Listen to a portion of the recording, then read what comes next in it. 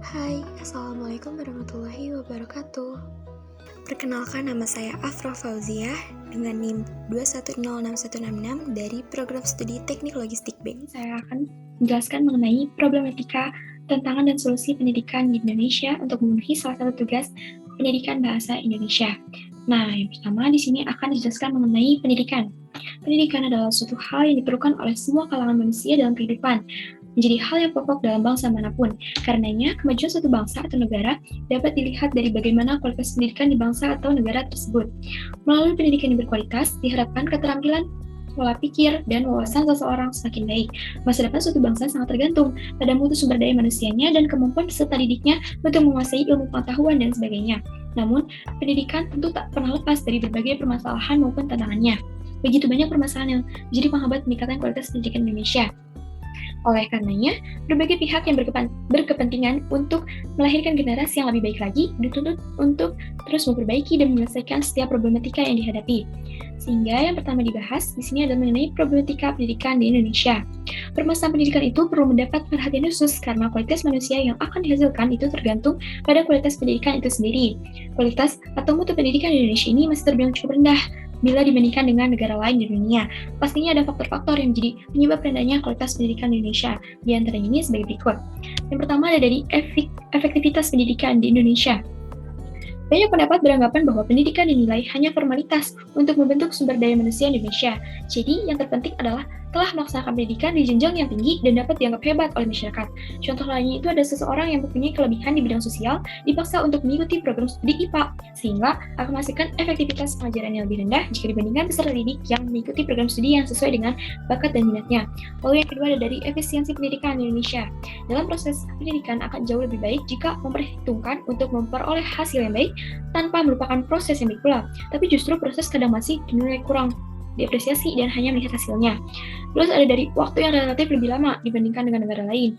Ada pula kurangnya mutu pengajar yang menyebabkan peserta didik itu kurang mencapai hasil yang diharapkan dan akhirnya mengambil pendidikan tambahan yang juga memerlukan uang yang lebih.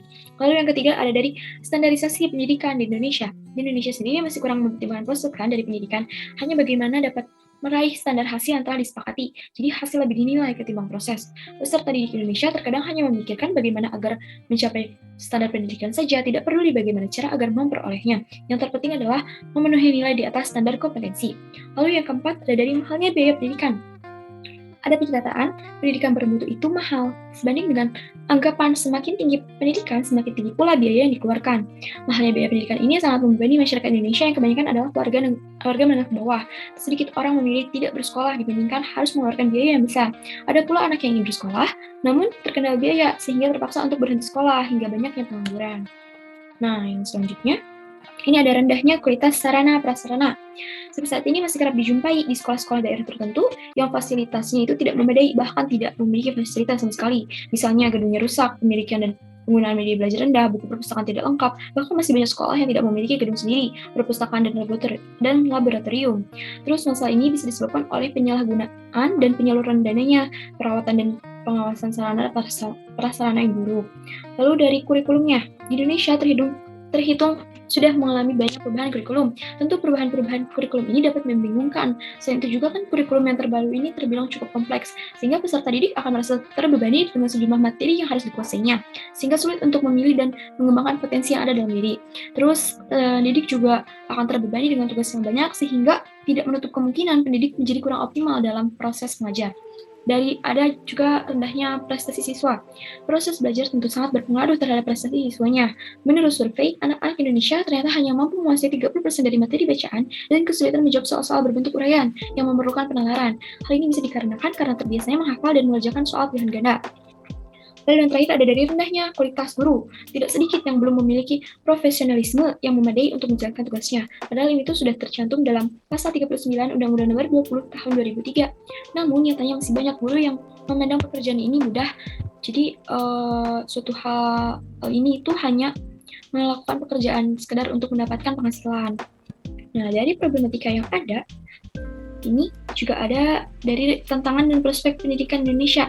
Salah satu unsur penghambat kemajuan pendidikan Indonesia adalah jiwa feodalisme yang belum hilang dari sikap bangsa Indonesia. Sistem pendidikan yang belum mampu mengaktifkan daya nalar peserta didik atau siswa dalam mencari hikmah atau inti dari sebuah pengetahuan. Jadi hanya terpaku pada perkataan dari pendidik saja yang tidak mengerti maknanya. Begitupun dalam suasana belajarnya.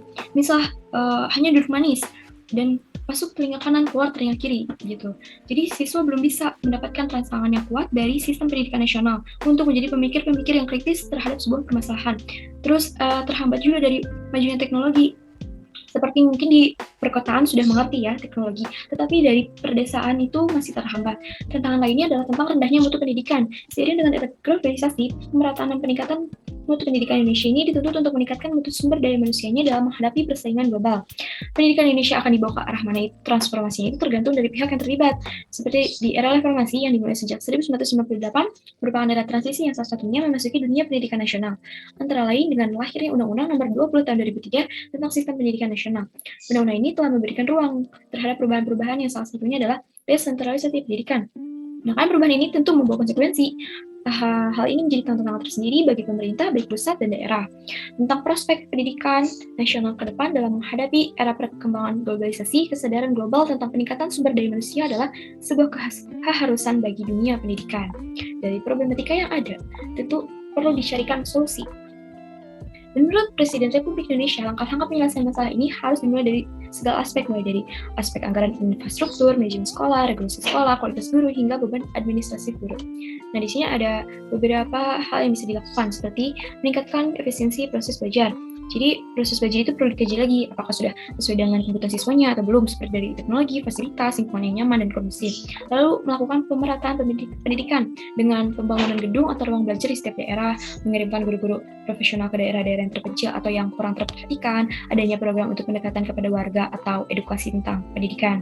Terus, bisa menambah penyediaan dana pendidikan. Jadi, perlu adanya perhatian pemerintah dalam menyalurkan dana kepada masyarakat yang kurang gitulah untuk ke sekolah. Lalu meningkatkan kualitas tenaga pendidik, bisa dengan memfasilitasi guru untuk mengikuti pelatihan guna meningkatkan skillnya, mendukung guru untuk memanfaatkan teknologi sebagai alat belajar mengajar, dan meningkatkan kesejahteraan guru. Lalu dari meningkatkan mutu pendidikan, bisa dengan menetapkan kurikulum sesuai dengan yang dibutuhkan, jadi disesuaikan dengan kondisi siswanya, masyarakat, dan negara.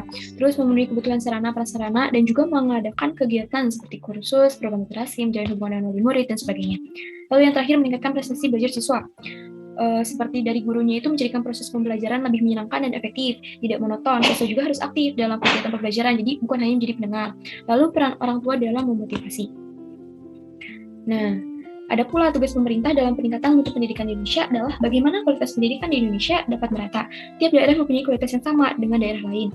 Namun, bukan berarti berbagai masalah pendidikan ini hanya menjadi tanggung jawab pemerintah, tetapi semua pihak yang terkait juga memiliki tanggung jawab dalam membangun pendidikan berkualitas dan dapat mengikuti perkembangan zaman.